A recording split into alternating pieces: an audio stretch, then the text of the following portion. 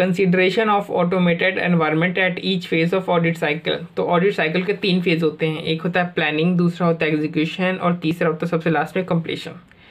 तो जब आप ये 3 फेज पर हो, इस 3 में से किसी भी फेज पर हो, तो आप तब भी उस समय भी आपको ऑटोमेटेड जो एनवायरनमेंट होता है बिजनेस का, उसको आपको कंसीडर करना पड़ेगा।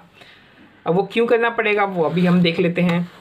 देखिए, जैसे प्लानिंग में अगर आप प्लानिंग जो पहली स्टेज होती है उसमें आप अभी रिस्क असेसमेंट ही कर रहे हैं, तो आपको ये कंसीडर करना पड़ेगा कि आपको ये देखना पड़ेगा कि जो बिजनेस है क्या वो कोई आईटी सिस्टम का यूज़ कर रहा है। अगर वो आईटी सिस्टम का यूज़ कर रहा है तो उससे अराइज होने वाले रिस्क कौन कौन से हैं। तो अब ठीक है, तो अगर आप रिस्क असेसमेंट प्रोसीजर कर रहे हैं तो आप क्या देखेंगे, कंसीडर करेंगे risk arising from use of IT system.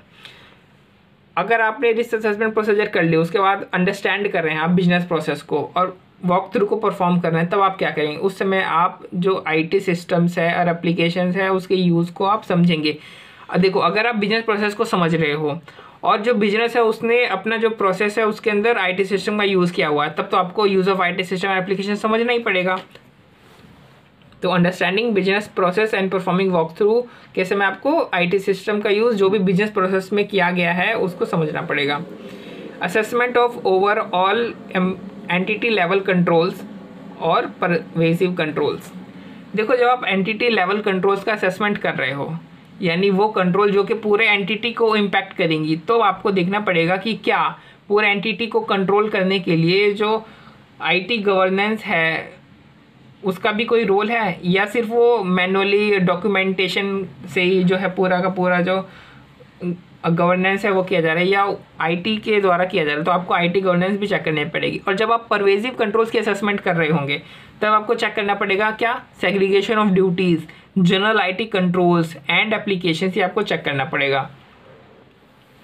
फिर अब आपने प्लानिंग फेज़ आपने कंप्लीट कर ली, अब आप टेस्टिंग फेज़ पर आ गए या फिर एग्जीक्यूशन फेज़ पर आ गए। तो आपने प्लानिंग में क्या करी होगी, आपने प्लानिंग में जो एंटिटी है उससे आपने इन्फॉर्मेशन आपने मांगी होगी और एंटिटी ने आपको इन्फॉर्मेशन प्रोड्यूस करके दी होगी। तो उस हिसाब से आप अपना नीचे टाइमिंग एक्सटेंड तय करेंगे ऑडिट का, और फिर आप क्या करेंगे, अपना ऑडिट शुरू करेंगे, मतलब कि टेस्टिंग या फिर एग्जीक्यूशन करेंगे। लेकिन एंटिटी ने वो जो प्रोड्यूस करके दिया है आपको इन्फॉर्मेशन और रिपोर्ट्स, अगर वही आईटी सिस्टम से जनरेटेड है, यानी आईटी सिस्टम से एंटिटी आपको प्रोड्यूस करके दिया है, तो अगर आईटी सिस्टम में अगर कोई गलती होगी तो आपके भी नीचे टाइमिंग एक्सटेंड में गलती हो जाएगी। यानी जो जनरल आईटी कंट्रोल्स का जो रिजल्ट्स होते हैं वो आपके टेस्टिंग को इम्पैक्ट कर सकते हैं। फिर आता है सबसे आखिरी स्टेज, कंप्लीशन। अब देखो, कंप्लीशन में आप क्या करोगे, जो भी कंट्रोल डेफिशिएंसीज आपको दिखी है उनका इवैल्यूएशन करोगे कि क्या ये मटेरियल है कि नहीं है, इसको रिपोर्ट करना है कि नहीं है। तो कंट्रोल डेफिशिएंसीज को भी तो इवैल्यूएट करने के लिए आपको डाटा एनालिटिक्स की ज़रूरत होगी और कैट की ज़रूरत होगी।